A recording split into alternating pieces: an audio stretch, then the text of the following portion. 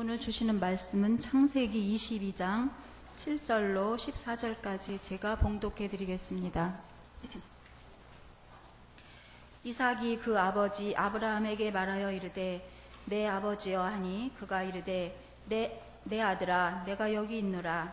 이삭이 이르되 불과 나무는 있거니와 번제할 어린 양은 어디 있나이까. 아브라함이 이르되 내 아들아 번제할 어린 양은 하나님이 자기를 위하여 친히 준비하시리라 하고 두 사람이 함께 나아가서 하나님이 그에게 일러주신 곳에 이른지라. 이에 아브라함이 그곳에 제단을 쌓고 나무를 버려놓고 그의 아들 이삭을 결박하여 제단 나무 위에 놓고 손을 내밀어 칼을 잡고 그 아들을 잡으려 하니 여호와의 사자가 하늘에서부터 그를 불러 이르시되 아브라함아 아브라함아 하시는지라. 아브라함이 이르되 내가 여기 있나이다 하매 사자가 이르시되 그 아이에게 내 손을 대지 말라. 그에게 아무 일도 하지 말라. 내가 내 아들 내 독자까지도 내게 아끼지 아니하였으니 내가 이제야 내가 하나님을 경외하는 줄을 아노라. 아브라함이 눈을 들어 살펴본즉 한 순양이 뒤에 있는데 뿔이 수풀에 걸려 있는지라. 아브라함이 가서 그 순양을 가져다가 아들을 대신하여 번제로 드렸더라. 아브라함이 그 땅 이름을 여호와 이레라 하였으므로 오늘날까지 사람들이 이르기를 여호와의 산에서 준비되리라 하더라. 아멘. 설교의 제목 선물, 이렇게 좀 그 두 글자로 쓸 때는 한 칸 딱 벌려서 쓰면 더 좋은데 저렇게 쓰니까 굉장히 품이 없어 보여, 그죠? 예. 제목이 품이 없어 보이더라도 하나님께서 주시는 말씀의 은혜가 있게 되기를 기대합니다. 예. 오늘 성경 그 22장에 들어서는 첫 구절을 이렇게 얘기합니다. 그 일 후에. 예, 그 일 후에. 그럼 그 일이라는 말은 뭘까요? 앞에 무슨 사건이 있었다는 얘기죠? 우리 지난 수요일 날 같이 말씀을 묵상했는데 그 일이라는 말은 아비멜렉이라고 하는 사람이 아브라함을 찾아와서 당신이 하는 것을 보니까 하나님이 당신과 함께 계시는 것을 내가 알았다. 우리랑 평화 좀 조약을 맺자. 그렇게 먼저 제안해 와서 그런 그 평화로운 일들이 일어났고, 그 전에는 아브라함이 이스마엘 가족들을 이제 내어 보냈지만 그 가족들이 또 다른 하나님의 보호하심으로 인해서 새로운 길을 가게 되었다 하는 일들일 겁니다. 그 일이 지나고 난 다음에 그 뒤에 보면 성경이 이렇게 얘기합니다. 하나님이 아브라함을 시험하시려고. 그렇죠? 네. 시험하시려고. 하나님이 왜 시험을 하실까? 여러분들, 왜 학교에서 우리가 시험을 볼까요? 그것은 몇 가지 이유가 있겠지만 두드러진 두 가지 이유가 있다고 생각합니다. 하나는 아는 것을 확인하려고. 그렇죠? 내가 가지고 있는 것을 확인하려고. 그 다음에 두 번째는 틀린 것을 교정해 주려고. 아마 하나님이 아브라함을 시험하는 데는 그 두 가지 이유가. 그런데 시험하는데 그런 그 객관적인 이유 말고 또 다른 것 하나는 내가 그 사람에 대한 강한 신뢰를 가지고 있기 때문에 아마 그렇게 하지 않았을까. 시험했는데 시험에 넘어질 것 같다. 그러면 하나님 시험 보지 않습니다. 성경을 잘 보면 아브라함의 지금 이 22장까지 올 동안에 하나님이 아브라함을 시험하시려고 이렇게 한 적이 없어요. 근데 거의 끝에 와서 어떻게 보면 최종적으로 어떤 땐 오늘 이거 성경 말씀 읽으면서 제가 어떤 마음이 들었냐면 하나님이 나를 그렇게 신뢰해 주셔서 좀 시험해 주셨으면 좋겠다. 이런 생각이. 하나님이 나를 그렇게 믿으셔서 신뢰해 주셨으면 좋겠다. 이런 생각을 하게 됩니다. 앞에 이제 두 가지 이유를 제가 좀 이야기를 하려고 합니다. 그럼 뭐가 틀렸고 뭐를 확인시켜 주시려고 하나님이 이 아브라함을 시험했는가 하는 겁니다. 오늘 성경에 나오는 이야기는 굉장히 많은 학자들이, 신학자들, 철학자들이 이 글을 주제로 글을 쓰고 또 논문을 쓰기도 하고 또 에세이를 쓰기도 했던 그런 그 아주 유명한 이야기입니다. 실존주의 철학자인 키에르케고르가 썼던 공포와 전율이라고 하는 책은 글은 이 글 전체를, 이 본문 전체를 다 아주 각색해서 그 마음까지 아주 그냥 적나라하게 표현했던 대표적인 글 중에 하나이기도 하고요. 뿐만 아니라 샤르트르나 이런 여러 철학자들에 의해서 이 말씀들이 고증되어졌던. 그런데 그런 여러 가지 이유 이런 거 말고 한번 좀 더 깊이 생각해 봐야 될 무언가가 있다 하는 겁니다. 무슨 시험일까? 아비멜렉과 동맹을 맺으면서 자연스럽게 이제 이웃들과 다른 민족들과 관계를 하게 됐어요. 그렇죠? 그런 관계. 우리가 마치 세상에 나가서 살아가면서 믿지 않는 사람들과도 살아가야 되고 때로는 정말 믿지 않는 사람보다 더 못한 믿는 사람들을 경험하면서 살아가기도 하고 그리고 정말 교회에서는 찾아볼 수 없는 그런 사람들을 대하면서 세상에서 살아가잖아요. 그런데 이 세상에서 그 살아가면서 어떻게 믿는 사람이 살아가야 될 것인가? 믿지 않는 세계가 다른 것이고 또 믿음의 세계는 무엇이고 아마 이런 것들을 확인해 주려고 하는 마음이 그쪽에 있지 않았을까? 이제 그 중에 대표적으로 나타나는 이야기가 인신제사라는 겁니다. 인신제사. 사람을 제물로 해서 예배를 드리는. 많은 학자들이 그렇게 글을 썼던 이유 중에 하나가 뭐냐? 과연 인신제사라는 게 어떻게 하나님이 하실 일이냐? 이렇게 반문하는 거죠. 하나님이 어떻게 아들을 제물로 드리라 그래? 이렇게 얘기하는 그런 일들. 그런 것들이 어쩌면 우리 안에 의문이잖아요. 그리고 그런데 굿네백이라고 하는 사람이 지은 이스라엘 역사라고 하는 책 가운데 보면 아브라함이 살던 시대 그 이전부터 이 인신제사가 주변 국가에 성행하고 있었다는 거예요.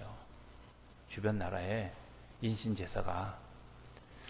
또 뭐 그거 아니더라도 그 굿네백의 증언이 아니더라도 사실은 만화 영화나 혹은 뭐 영화 가운데 보면 그런 거 있잖아요. 어떤 신을 달래기 위해서 처녀를 또 어떤 신을 달래기 위해서 어린아이, 남자 어린아이를 제물로 드리는 그런 일들 이런 거 우리가 한 번 이상은 다 경험했을 거라고 생각이 되어집니다. 인신제사거든요. 그런 그 인신제사를 드리기 위해서 아이를 제물로 또 여자아이를 제물로 드려지는 그런 그 일들이 이미 그 근동에 다 있었다는 거예요. 그런데 그 근동에 되어지는 그런 그 일들, 그것에 대해서 이 아브라함이 어떻게 반응해야 할 것인가 답을 모르잖아요. 어쩌면 그걸 가르쳐 주기 위해서 하나님이 아브라함에게 이런 이야기를 하신 것은 아닐까 이런 생각을 하게 되죠. 그런데 분명히 다른 게 하나 있어요. 그게 뭐냐면 다른 신을 섬기는 것과 하나님을 섬기는 것과 형태는 비슷한데 내용이 다른, 격식은 비슷한데 그 핵심이 다른 일들이 있다는 사실을 분명하게 하나님이 가르쳐 주시려고. 사실은 성경에 나오는 제사 방식, 근동에서 나오는 수많은 그런 그 민족들의 제사 방식과 일정 부분 비슷해요. 어떻게 비슷한가 알 수 있는가? 열왕기상 18장, 17장, 18장에 보면 엘리야가 그 850명 이방신을 섬기는 제사장들과 어떤 대결투를 할 때 그 결투할 때 그 제단을 쌓았던 내용이 사실은 이방신들의 내용과 하나님을 예배하는 내용과 형태는 같다는 거야. 그런데 드려지는 삶의 모습이 다르다는 거죠.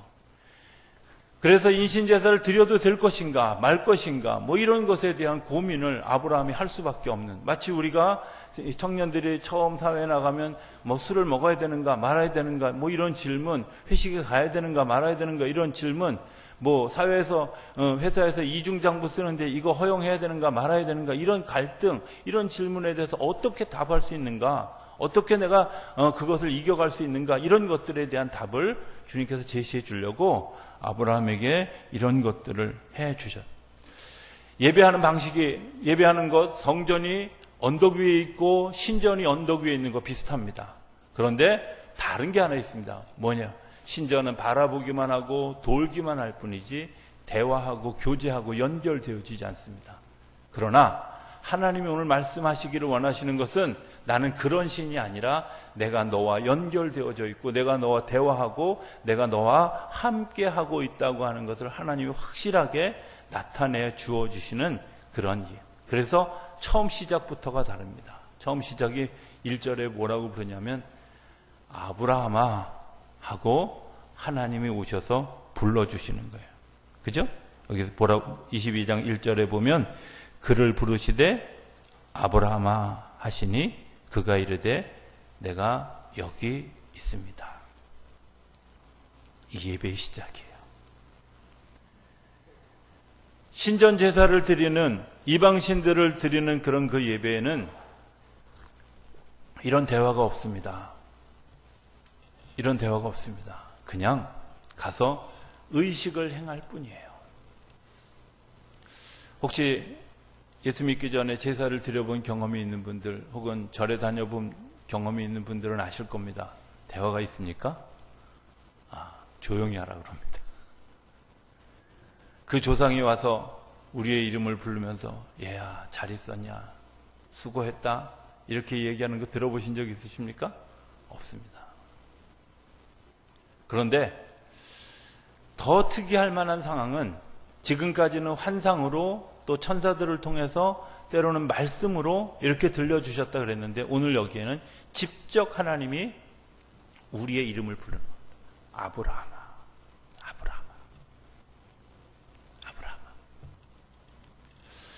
어느 날 제가 하나님 앞에 그런 질문을 했습니다. 하나님 저 구원받는 거 맞아요? 엉뚱하죠? 그런 질문을 제가 드렸어요. 그래서 맞다고 하는 마음속에 확신이 왔는데 그걸 어떻게 증명하실 수 있느냐고 제가 또 거꾸로 물었어요. 하나님이 저에게 들려주신 이야기, 내가 네 이름을 기억하고 있다. 마태복음 7장에 보면 나는 너희를 도무지 모른다 이렇게 이야기했습니다.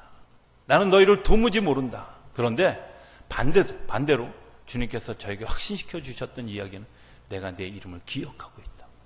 오늘 성경에 나오는 아브라함아라고 이름을 부르는 여러분들 한 사람 한 사람의 이름을 부르면서 영석아 이렇게 부르고 영진아 이렇게 부르는 그게 하나님이 나를 부르시는 음성이라면 주님이 나를 기억하고 계시다. 주님이 나를 믿고 계시고 주님이 나를 부르고 계시다.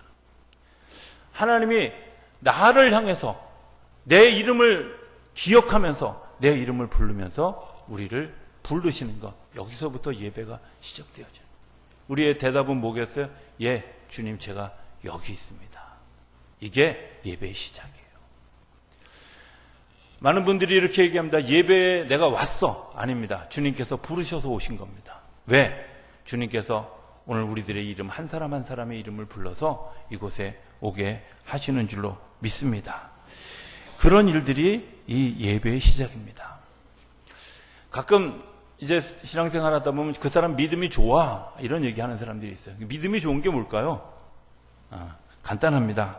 주님이 나와 가까이 계심을 알고 주님과 함께 걸어가는 것이고요. 주님의 음성을 듣고 순종하고 그 음성을 따라가면서 하나님의 복을 누리기를 즐겨하는 사람. 하나님하고 쉽게 얘기하면 친한 사람이에요. 하나님과 쉽게 얘기하고 대화하고 나누고 하나님의 하신 것들을 내가 이해하고 순종하고 그래서 하나님의 복을 누리는 사람, 이게 뭐 믿음이 좋은 사람. 믿음이 좋은 사람이 얼굴이 환하겠어요? 화나겠어요? 당연히 화나죠. 왜? 주님께서 주시는 복을 누리고 살아가는데 당연히 화납니다. 믿음이 좋은 사람은 하나님과 가까운 사람이에요. 하나님의 마음을 알고 하나님의 말씀을 우선하기 때문에 쉽게 순종할 수 있습니다. 여기 대답이 굉장히 중요합니다. 제가 여기 있습니다. 이 대답을 거꾸로 했던 사람이 있습니다. 아담입니다. 어느 날 하나님이 아담을 부릅니다. 아담아 불렀는데 뭐라 그랬죠? 대답하지 않습니다.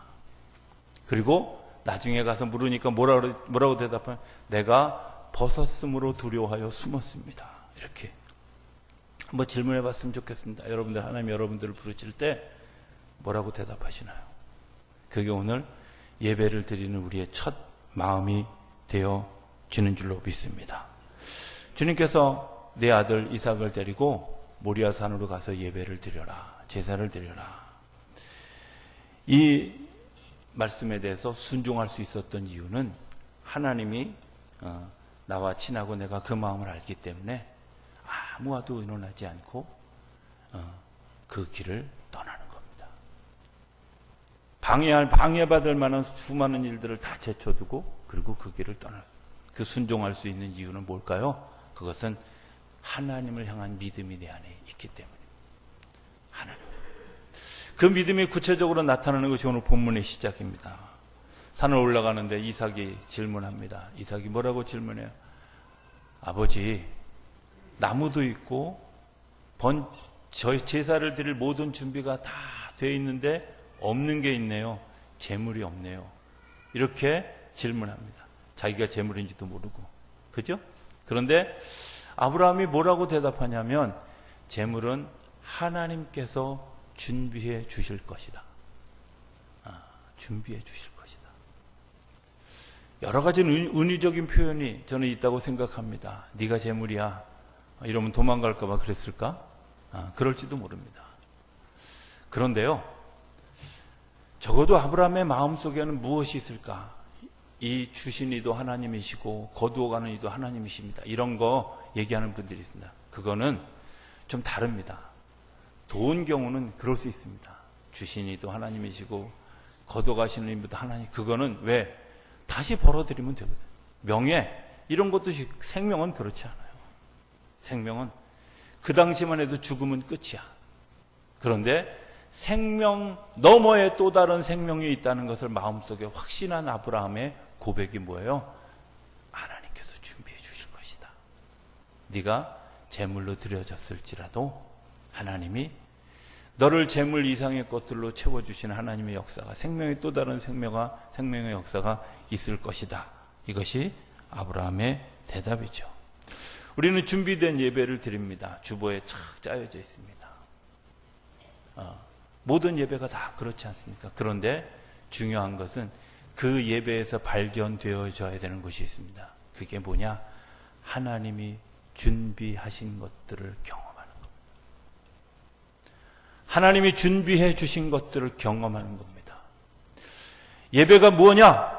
예배의 형식이 중요한 것이 아니라, 그 형식 가운데서 역사하시는 하나님이 준비해 주신 하나님의 마음과 만나고 하나님의 생각과 만나고 하나님의 역사와 만나는 것, 그 예배입니다. 내가 이전에 오를 때 하나님 앞에 순종하며 예배에 올라왔습니다. 그런데 그 예배 가운데서 내가 만나는 것이 뭘까? 하나님이 약속해 주신 약속의 말씀, 준비해 주신 하나님의 계획하심, 내게 힘 주시기를 원하시는 하나님의 따뜻한 손길, 나를 치료해 주시기를 원하시는 하나님의 강력한 역사, 이런 것들이 준비되어져 있는 그곳, 이게 예배입니다. 예배에 오는 우리의 마음이 어때야 될까요? 주님을 향해 갈망하는 마음으로, 기대하는 마음으로, 주님께 목마른 마음으로 주님 앞에 와야 합니다. 왜? 그래야 주님께서 준비해 주시는 거죠. 순종하는 마음으로 오는 이들에게 하나님께서 주시는 은혜와 복이 있다는 겁니다. 성경은 이렇게 얘기합니다. 예배할 때 너희가 신령과 진정으로 예배하라. 신령과 진정이 뭐냐? 영의 인도함을 받아서 예배를 드리고 하나님의 진리의 말씀에 순종하라. 이것이 신령과 진정입니다. 예배는 두 가지 중요한 기능이 있습니다. 영적인 인도함을 받기 위해서 하나님을 향해서 나를 비우는 작업, 내 생각을 비우고 내 마음을 비우고 하나님이 주시는 그것들을 기대하면서 순종하는 것이 예배의 시작입니다. 그래서 하나님, 내가 내 육신적인 욕심과 이런 거, 사실 생각해보면 11시 예배는 좀 덜하지만요, 7시 예배 이런 거 올려면 참 힘이 듭니다. 그죠? 9시 예배 이것도 좀 힘이 듭니다. 주일 그냥 좀 늦잠 자고 싶은데, 대부분의 청년들 예배는 다 오후 3시에 됩니다. 왜 그런가 그랬더니 청년들은 매일 새벽 2시에 자기 시작해가지고 일어나는 게 12시라. 그래서 그들한테 시간 맞춰놓은 게 사실은 굉장히 힘든 시간이죠. 여러분들, 그 힘든 시간이지만 내 육신적인 욕심, 육신적인 편안함 내려놓고 주님 앞에 나와 드리는 영적 예배를 통해서 하나님께서 주시는 또 다른 은혜, 준비해 주신 것들을 발견하는 것, 그게 예배인 줄로 믿습니다. 인신제사를 드렸는데 그 인신제사를 드렸던 그런 그 삶의 열매들은 그저 신을 달래기만 하고 신을 위로하기만 하고 신에게 경배하는 충성 경쟁만 하는 것들이 그 당시에 인신제사의 목적이었다면 오늘 하나님이 인신제사를 드리게 하고 명령했던 가장 커다란 이유는 뭐냐? 내가 너를 위해서 준비하고 있다는 거예요. 뭘 준비해요? 네가 지금 아직 알지 못하는 것, 아직 깨닫지 못하는 것, 내가 아직 준비하지 못하는 것들을 준비해 두고 계시다는 것. 준비해두고. 우리의 계획이 준비되어지지 않았습니까? 말씀을 듣는 동안에, 예배하는 동안에 우리의 계획이 준비되어지는 줄로 믿습니다. 우리가 힘을 잃고 용기를 잃어버렸습니다. 그런데 예배하는 동안에 하나님께서 주시는 용기와 힘을 얻는 그런 시간이 예배의 시간인 줄로 믿습니다. 오늘 내가 이후에 어떻게 살아가야 될까? 내 갈 바를 알지 못하고 방황하는 그때에 하나님께서 말씀해 주시고, 때로는 찬송할 때, 때로는 성경 읽을 때, 때로는 성가대 찬송을 들을 때, 때로는 옆에 있는 사람과 인사하면서 따뜻하게 손잡아줬던 그 작은 사건 하나가, 아 그래, 내가 다시 살아갈 희망과 용기를 얻는 그런 시간. 놀라운 간증 하나를 제가 어느 날 책에서 읽었습니다. 예배를 낯선 곳에 가서 예배를 드렸는데 그 낯선 곳에서 드려진 예배 시간에 옆에 있는 분이 그 인사하는 시간에, 아마 저희 교회처럼 그렇게 인사하나 보죠. 그런데 그 인사하는 시간에 손을 콕 잡아주면서 형제님 힘내십시오, 이 한마디에 자기가 가졌던 아픈 마음과 힘든 마음과 고통받는 마음이 한순간에 녹아내리더래요. 한순간. 하나님의 은혜가 어디에 있는지 알 수 없습니다. 예배하는 시간 어느 구석에서도, 어느 한순간에도, 아주 내가 하찮게 여기는 그 작은 것에도 하나님이 주시는 은혜의 손길이 있는 줄로 믿습니다. 준비된 손길이 있는 줄로 믿습니다. 오늘 요한웨슬레 회심주일입니다. 요한웨슬레는 우리가 잘 아는 것처럼 철저한 사람입니다. 교육도 철저하게 받았습니다. 어머니 수산나의 교육이 상당합니다. 지금도 기독교 교육을 얘기하는 기본 교재 중에 하나가 그 어머니의 수산나의 교육입니다. 그런데 그렇게 철저하게 교육받고 그가 이제 그 옥스퍼드에서 그렇게 뭐 홀리클럽을 조성하고 정말 일주일 168시간을 살아가면서 쪼개서 봉사하고 말씀 나누고 예배하고 기도하고 그런 철저한 삶을 살았던 그가 한계를 경험합니다. 미국으로 가는 배 안에서 풍랑이 밀 때 그 풍랑 속에서 두려워하고 염려하는데 평안하게 하나님을 예배하는 모라비안 교도들의 예배를 바라보면서 도대체 이게 뭐야? 내가 이제까지 믿었던 게 뭐야? 내가 이제까지 신앙생활 했던 게 뭐야? 이런 회의가 들기 시작합니다. 조지아의 선교회를 가서 그 속에서 이제 선교 활동을 하는데 하는 일마다 실패하고 하는 일마다 고통스럽고 하는 일마다 부딪히는 일만이 계속되어지고 결국 3년 만에 실패하고 돌아오면서 돌아오는 배 안에서 또 한 번 좌절을 느낍니다. 도대체 하나님을 잘 믿는다는 게 뭐야? 그것이 그의 마음속의 갈증이었습니다. 그런데 그가 어느 날 모라비안 교도들의 예배 가운데 참여하고 그것에서 하나님의 성령의 능력을 경험합니다. 그런데 그 성령의 능력을 경험하는 거 기록에 보면 요한웨슬레가 누군가 써놓은 로마서 서문을 읽다가 하나님의 은혜 없는 거 아니에요. 누군가가 써놓은, 아니 나 혼자만 읽었던 것이 아니고 이전에 수많은 사람들이 읽었던 그런 그 로마서 서문, 그 서문을 읽어가는데 가슴이 뜨거워졌다는 거예요. 뭐 때문에? 내가 이게 뭐야? 도대체 이게 뭐야? 내 안에 질문하고 갈증하고 갈등했던 그 마음 속에 하나님의 성령의 마음이, 성령의 역사가 그 말씀을 통해서 우리 안에 들어올 때 준비되어졌던 하나님의 선물을 경험하게 되어진 줄로 믿습니다. 그 올더스케이시의 경험이 어떻게 바꿔졌을까? 요한웨슬레의 삶은 끊임없이 고통과 핍박과 어려움의 시간이었습니다.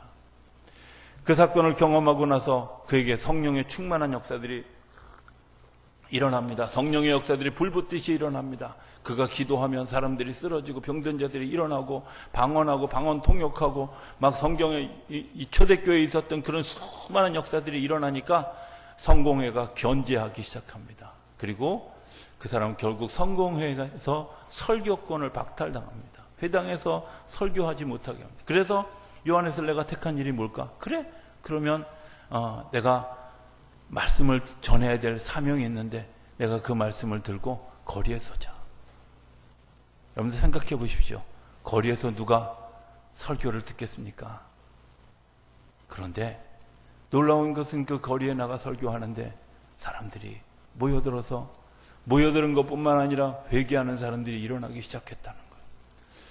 거리에서 설교하는 것, 예배당 앞에서 설교하는 것, 사람들로부터 자꾸 쫓겨가니까 무덤에도 갔습니다. 공동묘지에도 갔습니다.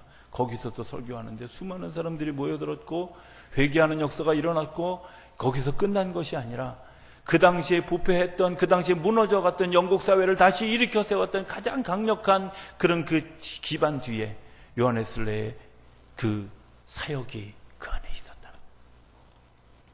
하나님이 준비해 주신 선물입니다.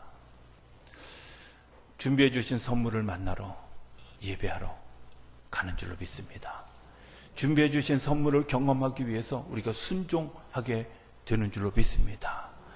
아브라함의 테스트는 하나님의 준비된 선물을 내가 눈으로 확인하고 손으로 만짐받고 그것을 경험하기 위해서 하나님이 모리아산으로 부르신 하나님의 계획입니다. 오늘 우리를 예배 자리로 초대해 주셨습니다. 저는 여러분들을 위해서 하나님 무엇을 준비해 주셨는지 잘 알 수 없습니다. 그러나 우리가 이 짜여진 예배 가운데 드려지는 그 순간에 성령께서 우리 안에 들어오셔서 우리의 가슴을 뜨겁게 하는 역사가 일어나게 되는 줄로 믿습니다. 그리고 그것 때문에 우리의 삶이 바뀌어져 가고 생각이 바뀌고 삶의 진로가 바뀌고. 421장 찬송을 새벽에 부르는데 이런 마음이 들었습니다. 지금 나의 가는 길 천국 길이요. 지금 나의 가는 길 천국 길. 얼마나 내가 바뀌고 나니까, 내가 달라지고 나니까, 내가 새로워지고 나니까 이전에 내 지옥 같은 마음이 천국 같은 마음으로 바뀌어졌다는 거예요. 이전에 내 근심했던 마음이 기쁜 마음으로 바뀌어졌다는 거예요. 주님께서 내 안에, 주님께서 준비해 주신 그 선물이 내 안에 들어왔을 때 그런 역사가 일어났다고 하는 거예요. 저는 우리 교회가 그런 교회가 되기를 기대합니다. 누구나 들어오는 이곳에서 하나님의 선물을, 준비해 주신 그 선물을 경험하고 그것 때문에 우리의 가슴이 뜨거워지고 우리의 삶에 새로운 활력을 얻고 새로운 능력을 얻고 새 마음을 가지고 새로운 은혜를 가지고 새로운 은혜를 기대하면서 살아가는 역사가 일어나는 그런 삶의 현장이기를 기대합니다.